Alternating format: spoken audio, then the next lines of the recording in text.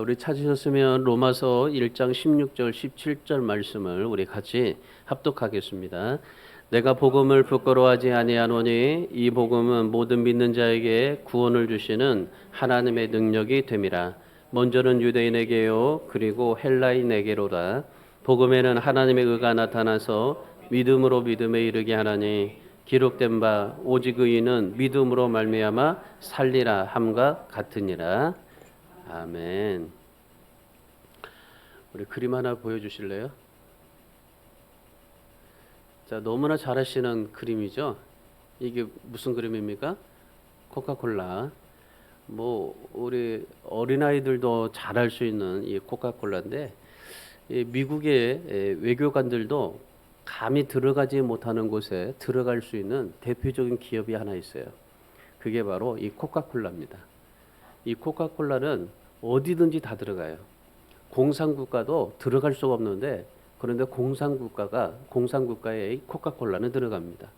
또 민주국가이든지 어느 국가이든지 구별 없이 전 세계에 다 들어가는 것이 코카콜라예요. 참 희한하죠. 다 제약이 있고 다 못 들어가는데, 근데 이 코카콜라만큼은 어느 데든지 다 들어가요. 이 코카콜라가 그렇게 성장할 수 있었던 것은 이 코카콜라의 사장의 헌신적인 노력 때문이에요. 이 코카콜라 사장은 완전히 이 코카콜라에 목숨을 걸었던 사람이었습니다. 그가 얼마나 이 코카콜라 판매에 전념했든지, 누구를 만나든지 무슨 일을 하든지 무엇을 하든지 늘 그냥 이 코카콜라 얘기만 하고 다니는 거예요. 이 코카콜라 말만 하고 모든 그런 행동을 다 그렇게 하는 겁니다. 심지어 이 코카콜라에 밥까지 말아먹고 살았다고 그럽니다. 기자들에게 이런 말을 했어요. 내 혈관 속에는 피가 흐르는 것이 아니라 코카콜라가 흐르고 있다. 그렇게 얘기할 정도로 정말 어마어마한 이 열정을 가지고 살았던 사람이 이 코카콜라입니다. 그러니까 그런 목적을 가지고 살다 보니까 이 코카콜라의 아성을 쌓을 수 있게 되었던 겁니다. 여러분, 한 사람의 열정이 사람들이 코카콜라 없이는 못 살게 만드는 그러한 이 나라로 만들어 버렸다는 사실이죠. 여러분, 이 모든 세계에 다 이 코카콜라를 먹고 마시고 있다는 거죠. 오늘 저와 여러분 속에는 코카콜라의 사장에는 코카콜라에 그냥 흐르고 있다는데, 오늘 저와 여러분은 우리 몸속에 예수 그리스도의 피가 흐르고 있는 줄 믿습니다. 우리는 그거 자랑하면서 살아야죠. 코카콜라는 내 몸속에 피가 흐르는 것이 아니라 코카콜라가 흐르고 있다고 하니까, 오늘 우리는 내 몸속에는 내 피가 아니라 예수 그리스도의 보혈이 흐르고 있다. 그런 자부심 가지고, 그런 마음 가지고 하나님 앞에 살아가는 저와 여러분이 되실 수 있기를 바랍니다. 여러분, 우리가 신앙생활할 때 중요한 게 있어요. 그게 뭐냐면은 목적입니다. 목적. 우리가 어떤 목적 의식을 가지고 살아가느냐, 이거는 굉장히 중요한 거예요. 우리가 어떤 목적 의식에서 삶을 살아가느냐에 따라서 우리 인생의 방향이 달라지고 우리 삶이 달라지게 되는 겁니다. 그런 면에서 오늘 본문의 말씀에 보면은 우리가 새해를 시작하면서 우리 교회가 이제 그 표어가 바로 그겁니다. 복음의 능력으로 다시 일어나라 하는 그런 이 표어입니다. 제가 표어를 주문했는데 얼마나 많은지 배송이 늦어져 가지고 도착하라 그랬어요. 그러니까 내일 도착한다는데, 여러분, 우리 교회 표가 그렇게 정했어요. 복음의 능력으로 다시 일어나자. 오늘 본문은 제가 제목을 정할 때 복음의 능력으로 다시 일어서자고 했습니다. 오늘 우리에게 정말 이런 새해를 맞이하면서 2000년 전에 살았던 사도 바울이 어떤 목적을 가지고 살았는가 하는 문제가, 오늘 우리도 그리스도인으로서 어떤 목적 의식을 가지고 살아가는가는 우리에게 중요한 의미이기 때문에 그렇습니다. 사도 바울은 그리스도인으로서 기독교사를 통틀어서 가장 대표적인 사람입니다. 그가 사도행전서를 뭐라고 그래요? 그리스도인이라 일컬음을 받았다고 그러잖아요. 그러니까 그리스도인이라고 말을 하는데, 누구나 다 그리스도인이라고 말을 합니다. 크리스찬이라고 말하기도 하고 그리스도인이라고 말하기도 합니다. 근데 그런 그리스도인으로서 정말 이 세계사를 통틀어 볼 때 이 사도 바울처럼 그리스도인으로서 삶을 살아갈 수 있었던 사람은 없어요. 수많은 그리스도인들이 있습니다. 그러나 사도 바울과 같이 뚜렷한 목적 의식이 있어서 삶을 살아가는 사람은 없어요. 여러분, 정말 이런 목적 의식이 뚜렷한 사람을 바로 그리스도인이라고 말을 하는 겁니다. 고린도후서 5장 13절의 말씀에 보면 사도 바울이 이렇게 말합니다. 우리가 만일 미쳤어도 하나님을 위한 것이고 정신이 온전하여도 너희를 위한 것이다. 내가 미쳤어도 하나님을 위한 것이고 정신이 온전한 것도 너희를 위한 것이다. 여러분, 무슨 말입니까? 사도 바울은 나는 복음을 위해 미쳤다라고 말하는 거예요. 그리스도에게 미쳤다는 거죠. 하나님에게 미쳤다는 거죠. 여러분, 미친 사람 보세요. 미친 사람 뭐 볼 것 없습니다. 볼 것 없어요. 미친 사람을 여러분 한번 붙들어 보세요. 얼마나 힘이 센지 몰라요. 그거 절대 붙잡으면 안 돼요. 여러분, 그만큼 미친 사람이 어때요? 우리가 하나님 앞에 미쳤다라고 느낄 때 어떻겠습니까? 사도 바울이 하나님 앞에 미쳤다라고 얘기할 때 어떻겠어요? 자신은 오직 십자가의 복음을 위해서 사는 존재라고 얘기하는데, 여러분, 하나님 앞에 정말 이 복음에 미쳤다, 하나님 앞에 미쳤다라고 말하는 사도 바울의 모습을 보세요. 그러니까 그가 그리스도인이라고 그렇게 여겨질 정도로 그렇게 그 신앙의 별명을 갖게 되는 겁니다. 로마서 1장 8절에서 사도 바울이 감사 제목을 얘기하는데 그게 뭐냐면요, 믿음이 온 세상에 전파되는 것이 나는 감사하다 그래요. 여러분, 우리 차원이 다른 감사예요. 우리의 감사는 뭡니까? 우리의 감사는 뭐가 문제가 잘 해결되고 뭐가 이게 많아지고 우리가 뭔가 많이 있어서 되는 것이 감사인데, 그런데 사도 바울의 감사는 뭐예요? 온 세상에 다 전파되는 거, 복음이 온 세상에 다 전파되는 게 나는 그게 감사하다. 그러니까 사도 바울의 감사는 그거예요. 여러분, 가장 큰 감사가 뭡니까? 오늘 사도 바울의 감사를 한번 주목해 보세요. 사도 바울의 가장 큰 감사는 복음 전파예요. 온 세상에 복음이 전파되는 게 그게 나의 가장 큰 감사다. 감사 제목이다. 사도 바울이 육체 건강 때문에 감사하지 않았어요? 성공 때문에, 물질이 풍성함 때문에 감사하지 않았어요? 복음이 온 세상에 전파되는 것으로 인해서 나는 감사하다. 그렇게 고백한 겁니다. 신약 성경에 26권이잖아요. 27권이잖아요. 27권인데 그 중에서 13권이 사도 바울이 기록된 겁니다. 여러분, 한번 상상해 보세요. 정말 성경, 신약 성경 가운데 13권이 사도 바울에 의해서 기록이 되었어요. 그렇다면은 사도 바울의 그 감사가 얼마나 될까 한번 생각해 보세요. 사도 바울이 정말 하나님 앞에 미쳤는데 미치니까 뭐 13권이나 적을 정도로 그렇게 됐다고 생각하지 마세요. 사도 바울의 목적 의식이 오직 예수 그리스도였기 때문에 그래요. 그러니까 그 사도 바울이 13권의 그 성경을 통해서 여러분, 바울의 감사가 얼마나 클까요? 바울이 생각했던 그 하나님의 나라와 그리고 자기가 생각했던 그 믿음과 모든 것들이 얼마나 정말 클까요? 그 큰 만큼 바울의 복음이 온 세상에 다 정말 전파될 수 있을 만큼 그렇게 영향력을 끼치게 됐던 겁니다. 마치요, 코카콜라의 사장처럼 사도 바울의 모습을 보면은 정말 사도 바울이 그 하나님 앞에 미쳐서 복음의 목적 의식을 가지고 살다 보니 온 세상에 복음이 다 전파된 것처럼, 코카콜라의 사장이 그 정말 코카콜라에 미쳐서 그렇게 정말 그 코카콜라를 온 세상에 다 퍼지게 했던 것처럼, 여러분, 기독교의 능력은 수에 있지 않아요. 창조적인 소수, 헌신하는 수에 달려 있는 겁니다.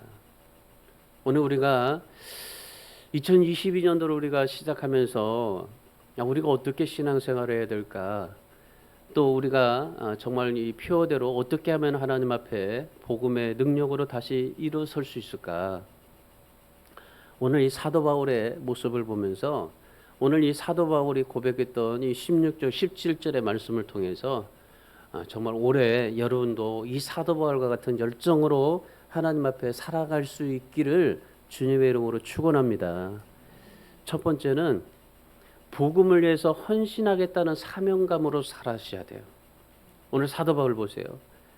정말 내가 미쳤어도 하나님 앞에 미쳤어도 정말 하나님 앞에 오직 그리스도 예수 그리스도를 위한 것이다 그랬잖아요. 복음을 위해 헌신하겠다는 사명감이 사도 바울에게 정말 목적이었었어요. 오늘 본문 16절 말씀을 보세요. 16절 말씀을 다시 한번 읽겠습니다. 내가 복음을 부끄러워하지 아니하노니 이 복음은 모든 믿는 자에게 구원을 주시는 하나님의 능력이 됨이라. 먼저는 유대인에게요 그리고 헬라인에게로다. 사도 바울은 복음을 위해 부끄럽지 않다고 그래요. 부끄러워하지 않는다고 그래요. 여러분 우리는 보면은 참 부끄럽잖아요. 저도 이제 처음에 신앙생활할 때 교회를 다닐 때 보통 성경책은 옛날에 다 이렇게 끼고 다녔잖아요. 저희도 처음에 이제 이렇게 끼고 저기 그 교회를 갔어요. 이렇게 끼고 가다가 친구나 누가 보면요, 이 다 뒤로 숨겼어요. 참 이 그 성경책이 왜 이렇게 부끄러운지 몰랐어요 그때는. 처음에 이제 중학교 3학년 때 신앙생활할 때. 그래서 이 성경책을 이렇게 좀 과감하게 들고 멋있게 나는 정말 이 교회 다닌다, 예수 믿는다라는 그런 이 의식을 좀 보여줘야 될 텐데. 그런데 오면은 다 뒤로 숨겨가지고 그리고 가요. 우리가 참 저도 이 신앙생활하면서 참 이 성경책에 부끄러웠던 그런 모습들이 있었어요. 여러분 우리가 하나님 앞에 예수 믿는다는 것이 내가 교회를 다닌다는 것이 부끄러울 때가 있어요. 어떤 분은 그래요. 내가 정말 지하교회 개척교회 다닌다니까 그게 부끄러워서 어느 교회 다닌다는 말도 못하고 그렇게 한다는 그런 사람도 있었어요. 여러분 우리가 정말 이 하나님 앞에 부끄러운 삶을 살아갈 때가 참 많은데 이 사도 바울은 복음을 위해서 부끄럽지 않다고 그래요. 모든 것을 희생해서라도 복음을 위해서 헌신하겠다고 그렇게 고백을 합니다. 이 사도 바울의 헌신의 출발점이 뭔지 아십니까? 사명감입니다. 여러분의 모든 인생에 정말 하나님 앞에 삶을 살아가는 신앙생활의 출발점이 뭔지 아십니까? 사명감입니다. 여러분 하나님께서 왜 여러분을 이 땅에 두게 하신 줄 아십니까? 왜 하나님께서 여러분을 이 땅에 살게 하시는 줄 아십니까? 목적이 있기 때문에 그래요. 목적. 그 목적이 무엇입니까? 복음 전파예요. 복음 전파. 여러분 복음이 무엇입니까? 십자가 예수 그리스도 아닙니까? 예수 그리스도 십자가가 복음이에요. 그 복음 전파하기 위해서 우리가 지금 세상에 존재하고 있는 이유입니다. 여러분에게 지금 많은 것을 시간을 주고 재물을 주고 여러분에게 직장을 주고 사업을 주고 여러분에게 많은 그런 이 삶을 주신 이유가 무엇인 줄 아십니까? 여러분을 숨쉬게 하시는 하나님의 이유가 뭔 줄 아십니까? 복음 준 겁니다. 하나님에게는 우연이라는 게 없어요. 여러분 우리 머리카락 보세요. 이 머리카락을 이거 정말 셀 수 있지만 저도 요즘에 머리카락이 너무 많이 빠지더라고요. 이 20만 개가 넘어요 머리카락이. 20만 개가 넘는 이 머리카락이 그 머리카락에 뭐 20만 개든지 10만 개든지 이 머리카락에 수를 세고 계신 하나님이에요. 기가 막히지 않습니까? 우리의 머리카락에 수를 세고 계시는 하나님. 그러니 하나님 앞에 우연이 있겠어요? 우연이라는 건 없어요. 우연히 생겨난 존재가 없습니다. 여러분이 지금 있는 것 자체는 우연이라는 게 없어요. 뭐 우연히 부모에게서 태어났다고 말할 수 있지만 그런데 우연이라는 게 없어요. 하나님께서 오늘 우리를 이 땅에 두신 이유가 바로 그겁니다. 복음 전파라는 목적이 있기 때문에 우리를 이 땅에 남겨주신 겁니다. 여러분에게 지금 생명을 주신 이유가 무엇입니까? 복음 전파이기 때문에 그래요. 요즘 자살하는 사람들이 참 많아요. 요즘에 뭐 대장동 사건 때문에 2명이나 자살을 했잖아요. 또 얼마나 또 자살할지는 모르겠어요. 자살하고 나니까 지금 뭐 아예 그냥 손도 안 대고 있는데 여러분 자살하는 사람들이 많아요. 왜 자살할까요? 목적이 없기 때문에요. 목적이 없기 때문에. 거지가 자살하는 거 봤습니까? 거지가 자살하는 거 못 봤어요. 저도. 거지는요 거의 자살을 하지 않아요. 왜 그럴까요? 먹고 살아야 된다는 목적이 있기 때문에 그래요. 하물며 거지도 내가 먹고 살아야 된다는 그런 목적 때문에 이 거지들도 열심히 동냥하면서 살고 있습니다. 여러분, 그러니까 오늘 우리 사람을 살리는 것은요, 바로 그거예요. 사명감이에요, 사명감. 이 목적이에요. 사명감이 사람을 강하게 만들어 가는 겁니다. 사명감이 나를 더욱더 정말 강한 사람으로 만들어 가는 겁니다. 여러분에게 진짜 사명감이 있어 보세요. 예수 그리스도에 대한 하나님의 나라에 대한 하나님에 대한 사명감이 여러분에게 정말 투철해 보세요. 그러면 여러분은 살게 되어 있습니다. 오늘 사도 바울이 주님 앞에 정말 복음에 미쳤다 헌신할 수 있었던 이유가 바로 사명감 때문에 그래요.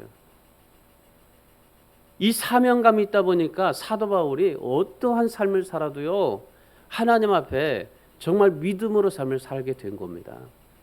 여러분 한번 뒤돌아보세요. 지금까지 신앙생활하면서 내가 하나님 앞에 사명감으로 살 때는 뭐든지 어떤 오름이든지 어떤 장애물이든지 어떤 환경이든지 굴하지 않고 하나님 앞에 나가서 예배드리고 기도하고 헌신했어요. 근데 그 사명감이 떨어져 보세요. 안 된다니까요. 사명감이 내게 약해져 보세요. 그럼 예전과 다르다니까요. 올해는 이 사도 바울과 같은 사명감이 여러분에게 있어지고 사명감으로 올해 여러분의 신앙이 일어서기를 주님의 이름으로 소망합니다. 이런 영광스러운 사명을 위해서 사도 바울만 부르셨을까요? 아니잖아요. 고린도전서 1장 2절에서는 모든 성도에게 복음 전파의 사명이 있다라고 말씀을 해요.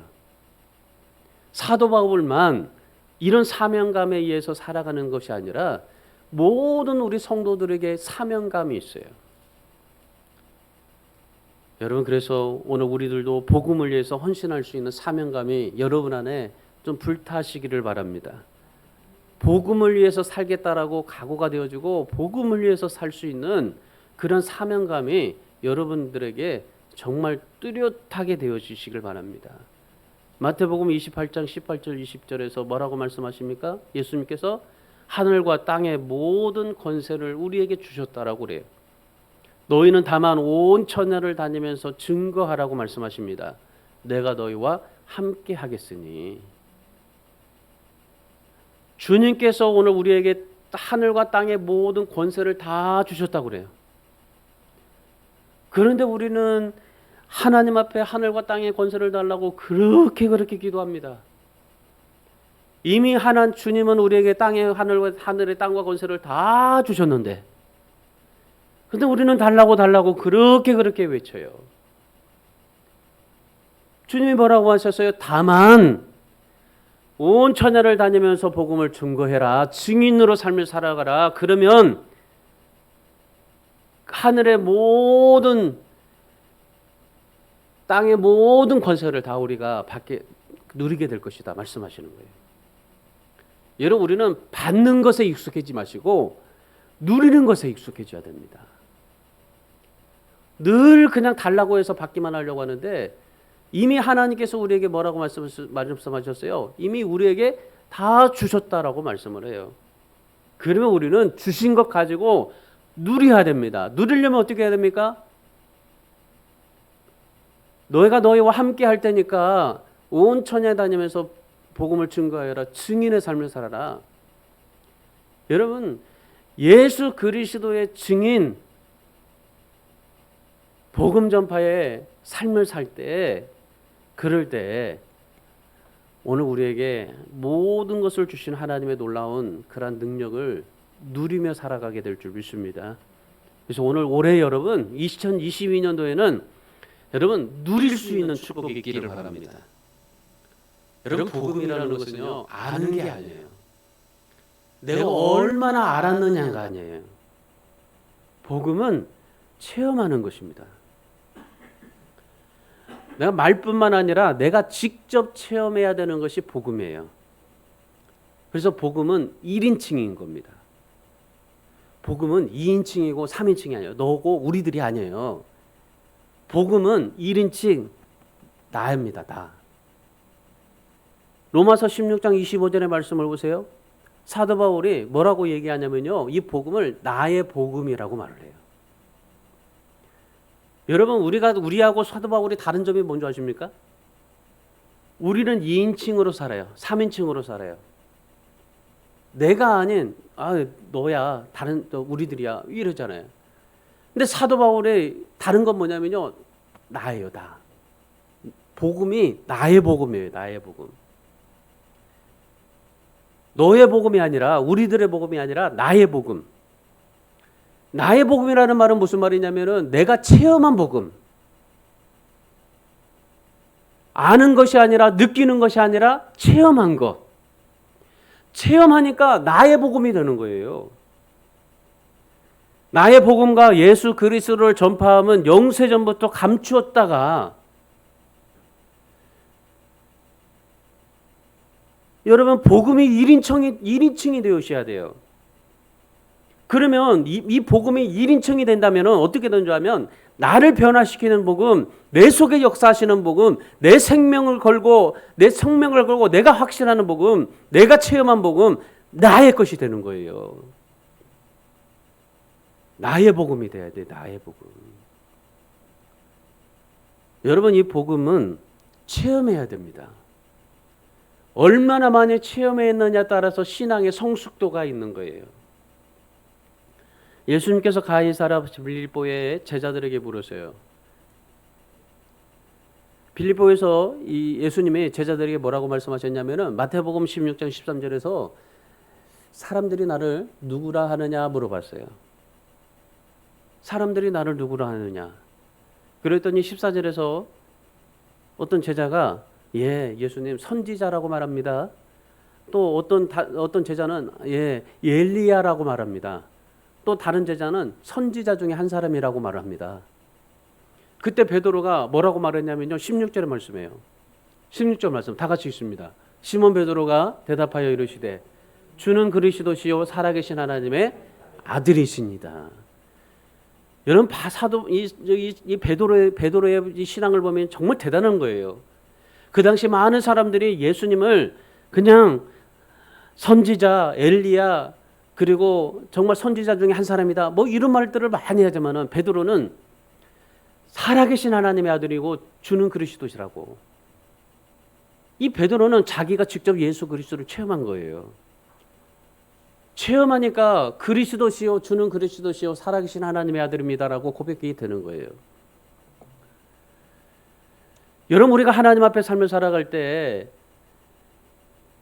내가 어떠한 고백이 있느냐가 다르게 되는 거예요. 여러분, 주님은 우리에게 뭘 원하시냐면은 다른 사람의 고백이 아니라 나의 고백을 듣기를 원하시는 거예요. 그래서 기도하라고 하시는 이유가 뭔지 아십니까? 기도하라고 하시는 이유가 바로 나의 고백을 듣기 위해서 하는 거예요. 내가 기도도 하지만은 뭐 중보 기도도 해요. 그러나 주님은 나의 직접적인 기도를 듣기를 원하시고 계시는 거예요. 신앙은 다른 사람이 아니라 나예요. 나. 베드로는 주님을 따라다니면서 예수님이 그리스도시고 하나님의 아들이라는 것을 고백하면서 내가 다른 사람의 고백이 아니라 나의 고백을 드린 거예요. 우리 사랑하는 여러분, 올해 2022년도에는 여러분의 고백을 주님 앞에 올려드리시기를 바랍니다. 다른 사람의 고백이 아니라 여러분의 고백을 직접 고백하시고 감사하시고 영광 돌리세요. 여러분의 직접 체험한 것을 주님 앞에 고백하세요. 제가 이 화요일날 노방전도를 하면서 예수 믿고 구원 받으세요라고 말을 해요. 그러면 예수 믿는 사람들이 보통 뭐라고 한 줄 아십니까? 됐어요, 교회 다녀요, 그래요. 그래서 그런 사람들은 보통 교회를 다녀도 대충 안 다니니까 그래도 예수 믿고 천국 가세요 그랬어요. 그랬더니 뭐라고 하는지 알아요? 알아서 할 테니 걱정 마세요 그래요. 여러분, 참 제가 그 얘기를 들을 때마다 참 이 마음이 안타까운 게 뭔지 아십니까? 나는 예수 그리스도입니다. 나는 그리스도를 믿습니다. 나는 예수님을 믿습니다. 나는 구원받았습니다. 그런 고백을 해야 된다는 거죠. 누가 전도를 하든 교회 예수 믿으세요 그러면 나는 예수 그리스도를 믿습니다. 나는 교회 다닙니다 라고 자랑스럽게 내 고백을 할 수 있어야 된다는 말이죠. 그리스도인이라면. 전도지를 준다고 해서 그것이 뭐가 쪽팔리고 뭐가 창피한 겁니까? 그 전도지를 받으면서 나는 그리스도인입니다. 나는 교회 다닙니다라고 자랑스럽게 말할 수 있는 내 고백이 있어야 되는 거예요. 주님은 우리에게서 그 고백을 듣기를 원하시는 거예요. 왜 전도할 때 나에게 왜 예수 믿으세요라고 말하는 줄 아십니까? 내가 예수 안 믿어서 나에게 그런 말을 하는 줄 알아요? 아니에요. 주님은 그걸 통해서 나의 고백을 듣고 싶어 하는 것인 겁니다. 전도하는 사람을 통해서 예수 믿으세요. 그러면 나는 교회 다닙니다. 예수 그리스도를 믿습니다. 그렇게 고백을 받기를 원하시는 하나님인 것입니다. 나는 예수 믿는다라고 당당하게 말할 수 있어야 돼요. 보통 전도하면요, 불신자들은 그냥 받고 가요. 근데 예수 믿는 사람들이 꼭 그러더라고요. 됐어요. 여러분, 나는 예수 믿습니다. 나는 구원받았습니다. 예수 그리스도가 능력입니다. 십자가가 구원의 능력입니다. 기도의 응답이 있습니다. 예수만이 모든 유일한 소망입니다. 주님이 함께 하십니다. 그런 내 신앙, 내 간증, 내 고백 있으시기를 축원합니다. 우리 사랑하는 여러분, 그리스도인으로서 당당하게 살아가세요. 당당하게 살아가려면 어떻게 해야 되는 줄 아십니까? 체험해야 돼요. 체험 없으면요 절대 당당하지 못합니다. 체험이 없으면요 어디 가서 말 못해요. 여러분 체험 있어 보세요. 그리스도의 증인으로 사시고 하나님 앞에 정말 체험받은 삶을 하나님 앞에 살아서 여러분의 고백으로 주님 앞에 드려서 주님이 여러분을 하여금 정말 하늘의 권세와 축복이 누릴 수 있게 되기를 정말 소원합니다. 누가복음 24장 48절에서 너희는 이 모든 일의 증인이라고 그랬어요. 우리를 증인이라고 말을 해요. 사도행전 3장 6절에서는 베드로가 뭐라고 말합니까? 은과 금은 내게 없거니와 내게 있는 것으로 이것을 주노니 나사렛 예수 그리스도 이름으로 일어나 걸으라. 당당하게 예수를 외치잖아요. 당당하게 예수가 예수의 증인이다라고 말하잖아요. 당당하게 그리스도 이름으로 일어나 걸으라고 얘기하잖아요. 시편 34편 8절에서 다윗이 뭐라고 고백합니까? 여호와의 선하심을 맛보아할지어다 그래요. 주님께서도 뭐라고 말씀하신 줄 아십니까? 나의 풍성함을 맛보라 그래요. 오늘 우리 주안의 교회 성도 여러분, 이런 주님을 체험하고 그런 하나님 앞에서 체험된 신앙으로 하나님의 기뻐하시는 증인이 되시고 올해 여러분 주님 앞에 고백 많이 올려드리시기를 주님의 이름으로 축원합니다. 마지막 세 번째는 믿음으로 다시 일어나야 합니다. 사도 바울의 삶입니다. 본문 17절 말씀 보겠습니다. 우리 함께 읽겠습니다. 복음에는 하나님의 의가 나타나서 믿음으로 믿음에 이르게 하나니 기록된 바 오직 의인은 믿음으로 말미암아 살리라 함과 같으니라. 아멘. 사도 바울이 이 로마서를 쓴 이유가 있습니다. 이 로마서를 쓰게 된 이유는 그 로마에 불신자들이 있어서 불신자들이 회심하기 위해서 이제 예수 믿지 않는 사람들이 예수 믿기 위해서 교회를 세우기 위해서 이 로마서를 쓴 게 아니었었습니다. 그 당시 로마서가 쓰여질 당시에는 이미 로마 교회가 있었어요. 그리고 이 서신을 받는 사람들이 누굽니까? 로마 교회 성도들입니다. 그러니까 이 로마서를 쓴 거는 그 성도들이 구원받아서 정말 교회가 세워지고 그리고 교회가 더욱더 아름다워지기 위해서 쓴 게 아니라 이미 교회가 있었고 그 교회 안에 있는 성도들이 있었기 때문에 이미 예수 그리스도의 십자가로 구원받은 성도들이 있었기 때문에 그들에게 이 로마서를 쓴 게 된 이유였었어요. 그러면 정말 이 로마 교회 성도들이 잘 예수 믿고 있는데 왜 그들에게 이 로마서를 쓰게 된 이유가 뭘까라는 거죠. 그건 한 가지입니다. 로마 교회 성도들이 믿음의 감격과 믿음의 열정을 잃어버리고 있었기 때문에요. 로마 교회가 어떻습니까? 그 당시 로마가 모든 세상을 다 지배하고 있었기 때문에 그 로마 교회 안에 성도들이 얼마나 정말 핍박받고 고난받고 삶을 살겠어요. 그 핍박하고 고난 때문에 로마 성도들이 떠난 사람들이 있었어요. 그럼에도 불구하고 남아있던 사람들, 그런 사람들이 믿음의 감격과 믿음의 열정을 잃어버렸어요. 첫사랑을 잃어버렸어요. 체험을 잃어버렸어요. 그래서 사도 바울이 다시 그들에게 믿음을 일으켜주기 위해서 로마서를 쓰게 된 겁니다. 그로 인해서 로마 교회가 어떻게 된 줄 아십니까? 그 당시 로마는 BC 753년부터 AD 1543년까지 무려 2000년 동안에 세상을 정복하면서 현대 문명의 뼈대를 놓았던 그러한 로마였었습니다. 이런 로마의 전성기의 성도들이 모래 한 주먹밖에 되지 않아요.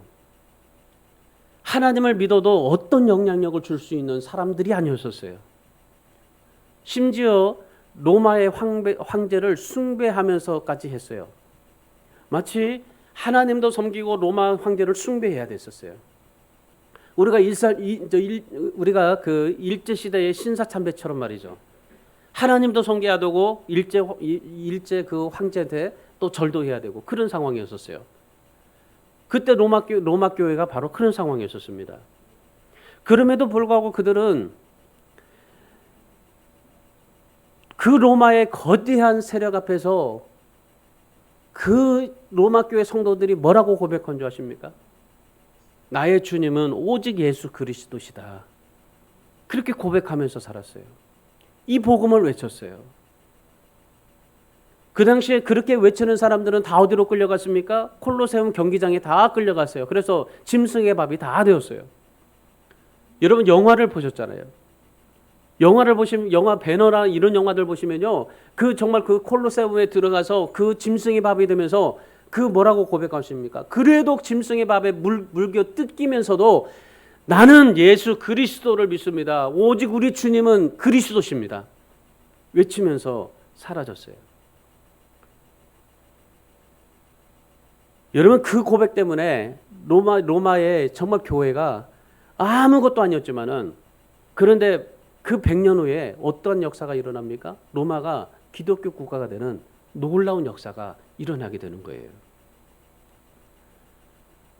로마 교회에 정말 이 사도 바울이 쓴 그 편지 한 통을 통해서 그 로마 교회의 성도들이 믿음이 다시 일어나고 믿음의 감격을 회복하고 믿음의 열정을 다시 회복해서 정말 하나님 앞에 죽으면 죽으리라 사나 죽으나 나는 그리스도의 것이다. 그렇게 믿음으로 삶을 살아갔어요.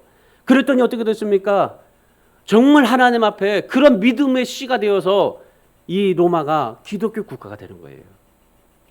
이들이 왜 짐승의 밥이 되면서 그렇게 정말 이 예수 그리스도를 외친 줄 아십니까? 복음을 두려워하지 않았기 때문에 그래요. 당시 전 세계를 지배했던 이 로마의 힘을 따지다 보면 로마의 군수력을 따지다 보면은 아무것도 할 수 없었지만은 그런데 정말 이 복음을 두려워하지 않냐고 이 복음을 가지고 하나님 앞에 믿음으로 하나님 앞에 삶을 살아가려고 애쓰다 보니까 그 전 세계를 정복했던 로마의 힘도 로마의 군사력도 그들의 복음은 바꿀 수가 없었던 겁니다. 여러분 그렇습니다. 복음은 다시 살리는 역사가 있는 거예요. 목적을 잃고 사는 성도들의 가슴에 불에 지펴지는 겁니다. 불쏘시개가 바로 복음인 겁니다. 복음이 국가를 세우는 거예요. 복음이 사업장을 살리고 복음이 성도들을 세우고 복음이 여러분의 가정과 여러분의 모든 인생을 살리는 겁니다. 여러분을 살리는 것은 다른 게 아니에요. 현대 의술로도 도저히 고치지 못할 병도 예수님은 복음으로 고쳤어요. 중풍병자, 소경, 심지어 죽은 나사로까지 살렸어요. 보리떡 5개와 물고기 2마리로 5,000명을 먹였어요.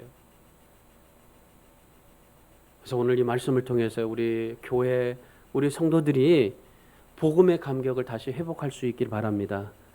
그래서 무너진 신앙을 믿음으로 다시 세워서 정말 하나님 앞에 여러분 이 믿음으로 삶을 살아서 여러분의 모든 인생 가운데 안 되는 거 없는 거 정말 답답한 거 다 해결받고 하나님 앞에 영광을 돌리며 살아갈 수 있기를 주님의 이름으로 축원합니다.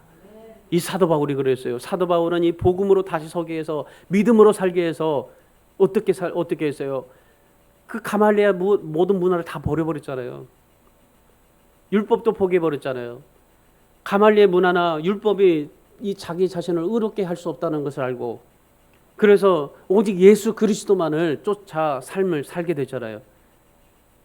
그래서 빌립보서 3장 9절에서 사도 바울이 이렇게 고백합니다. 그 안에서 발견되려 함이니 내가 가진 의는 율법에서 난 것이 아니요 오직 그리스도를 믿는 믿음으로 말미암은 것이니 곧 믿음으로 하나님께로부터 난 의라 말씀해요.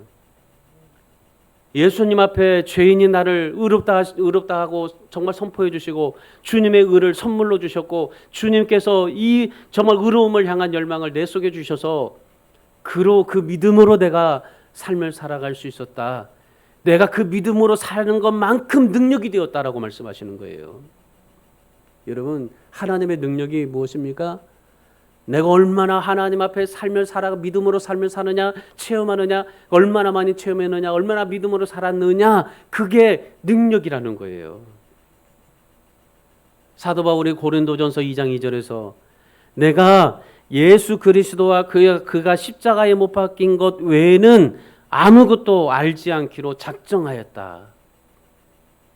여러분, 사도 바울이 이렇게 살았어요. 이 하나님의 복음, 누가 이 사도 바울에 이런 변화를 줄 수 있었습니까? 바로 복음이 있었어요. 예수 그리스도였었어요. 오늘 우리 성도들에게도 정말 하나 좀 여러분들에게 도전을 주고 싶어요. 오늘 사도 바울처럼 십자가에 못 박힌 것 외에는 아무것도 알지 않기로 작정하였다. 올해 여러분이 정말 이 복음, 십자가 예수 그리스도 외에 아무것도 알지 않기로 작정해 볼 수 있는 그냥 우리 성도들 되기를 축원합니다. 여러분, 신앙은 그거예요. 신앙은 내가 얼마나 믿느냐, 체험하느냐예요. 내가 정말 믿으려면, 예수 그리스도를 정말 믿으려면 내 안에 지혜를 버려야 돼요. 내 생각을 버려야 돼요. 그래야 내 복음, 내 믿음, 내 신앙이 되는 겁니다. 여러분, 하나님은요, 우리를 다스리고 또한 우리 정말 하나님이 사역하시는 방법은 뭐냐면요, 어떤 프로그램이나 조직이나 건물이 아니에요. 사람이고 하나님의 말씀입니다. 오직 십자가의 능력만이 우리를 살릴 수 있다는 것이 바로 하나님의 방법이에요. 그래, 그 방법을 알기 때문에 사도 바울이 하나님 앞에 그렇게 삶을 사셨던 겁니다. 그래서 오늘 우리 사랑하는 여러분, 올해 정말 2022년도가 이제 우리 또 밝았고 또 벌써 첫 번째 이제 주일이 됐는데, 여러분, 저와 여러분이 올해는 복음의 능력으로 살기를 다짐하는 그런 작정된 한 해가 되기를 바랍니다.